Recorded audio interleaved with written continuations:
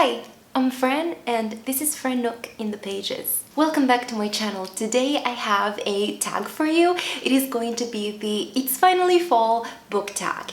And I know what some of you might be thinking. Winter is coming. Why are you doing a fall book tag right now? Well, it's fall here. Fall is in full swing and we're gonna get some winter around mid-December if we're lucky. And then winter will last till March because climate change.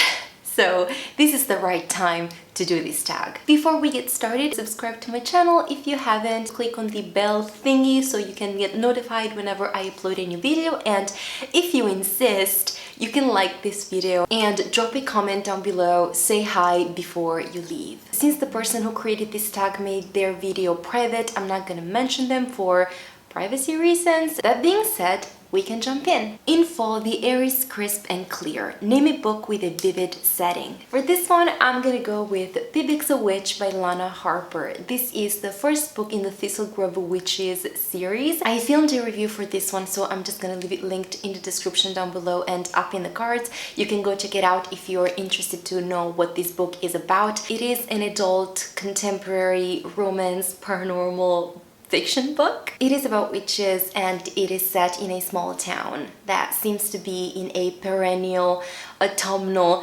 season state. There are beautiful descriptions of the night sky, the crispy air, crunching leaves falling, whispering plants, and so much more magical things. The setting is just so vivid and I would definitely recommend it for this time of the year. Nature is beautiful but is also dying. Name a book that is beautifully written but also deals with a heavy topic such as loss or grief. For this one, I chose one of my favorite books of all time, and that is From Scratch by Tembi Locke. This is Tembi Locke's memoir. She is an actress and she lost her husband to cancer. So in the beginning of this book, she talks about how they met, how they got married, how they started their lives together, and then his cancer came back and unfortunately he passed away.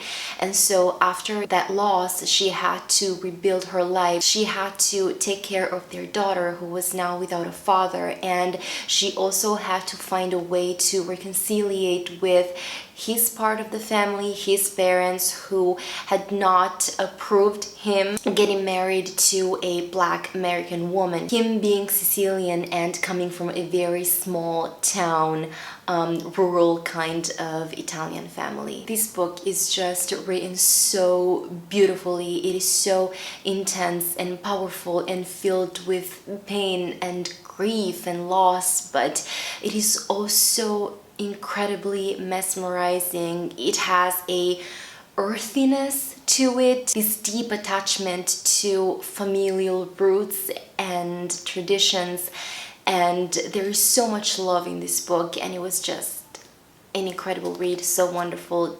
Definitely recommend. Fall is back to school season. Share a non-fiction book that taught you something. Pride, the story of the LGBTQ equality movement by Matthew Todd. This book is truly a great starting point if you want to know more about how the LGBT movement started, the Stonewall riots and all of that. It begins with an historical account of how these movements started, and it is written in such a passionate and also emotional way.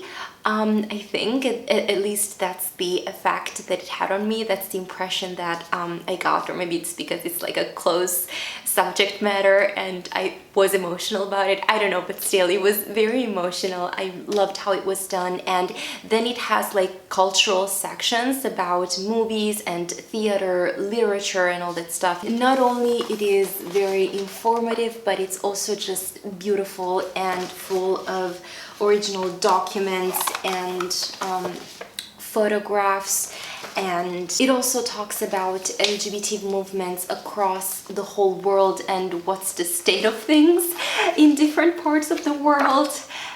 It's not good. It's not good, but still. Here there's a timeline of transgender rights, and I feel like this book really did a great job of being a compendium that kind of has everything. I got this in 2019 after I came out, and it was just a great starting point, and it provided me with a lot of information that I didn't have back then and that now I have, and it taught me a lot, and I would definitely recommend it. Even if you're informed, even if you know things already, just for how it's organized and written, I would still recommend it to everyone. In order to keep warm, it's good to spend some time with the people we love. Name a fictional family, household, or friend group that you'd like to be a part of. These days, I've been listening to the audiobook of The Van der Beekers of 141st Street by Carina Young Glaser. I am loving it so much. This book has a family at its center, the Van der Beekers, as the title says, and it's a family made of 5 kids, and I'm just loving the dynamics between all of them. I'm loving how much love there is in that family, how the kids are all friends with each other and they support each other. I would just love to be part of a family like that, where I have many siblings, where you actually bond with each other and care about each other deeply, and you can feel that, you can sense that, and it's just it's such a wonderful family, and I would love to be a part of that. The colorful leaves are piling up on the ground. Show us a pile of fall-colored spines. Okay, so here is my stack of fall leaf spines. There are some brown spines, some Bordeaux spines, some gray spines as well, because I feel like those are very like autumnal colors. I just love autumnal colors. Like, these are my favorite colors, my favorite palette.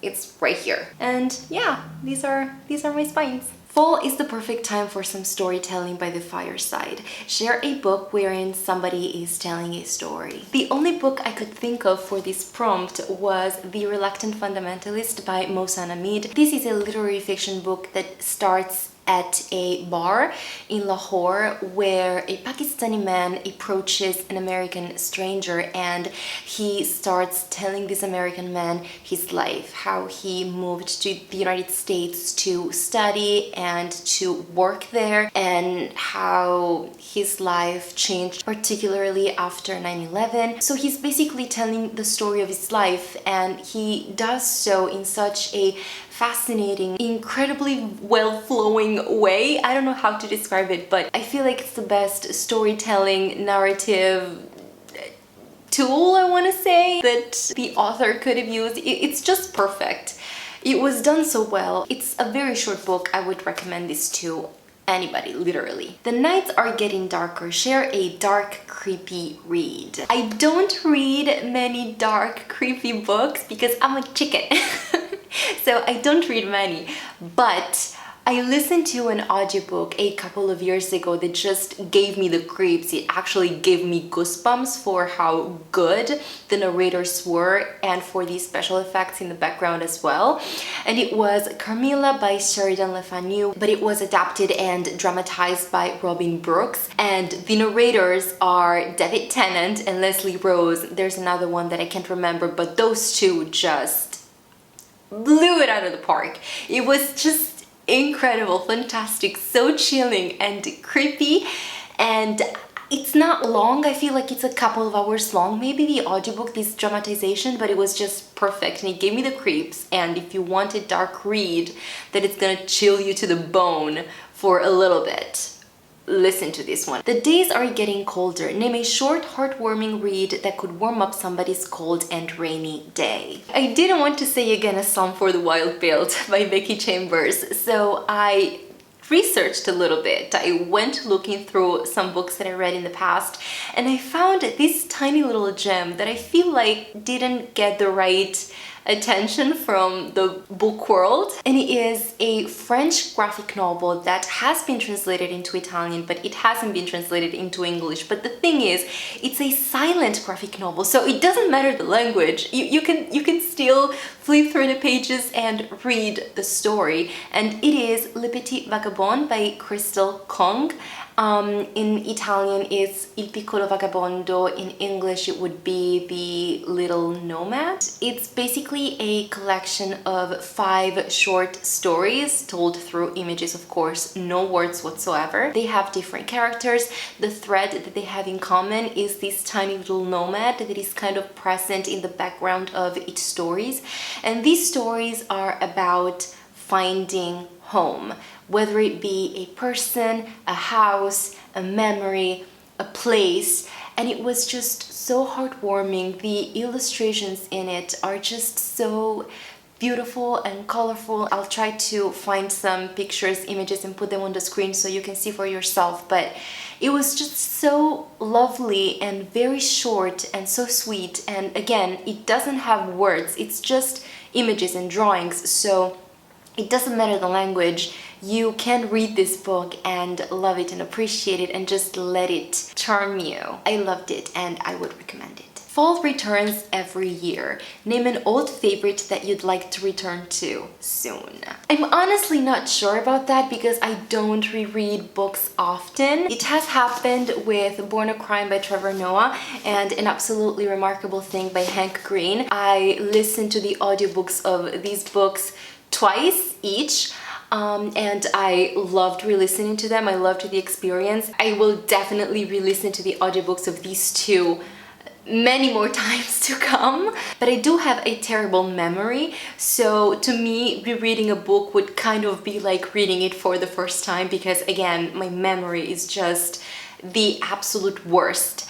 And for nostalgic reasons, I feel like I would like to reread the Cassandra Clare books, like both the Mortal Instruments series and the Infernal Devices and all of that, purely for nostalgic reasons. Yeah, that's what I have. Spread the autumn appreciation and tag some people. I don't know who at this point is going to want to do this tag. But I am going to tag Alyssa at The Redhead and Jazz at Travels in Fiction. If you girls want to do it, do it. If you don't want to do it, it's fine. Don't worry about it. And this was it for this video. Thank you so much for watching it. I hope you enjoyed it. Let me know in the comments if you have read or want to read any of the books that I've mentioned. Let me know how you would have answered to these questions in the comments down below.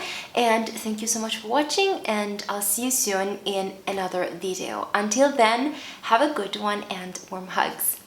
Bye!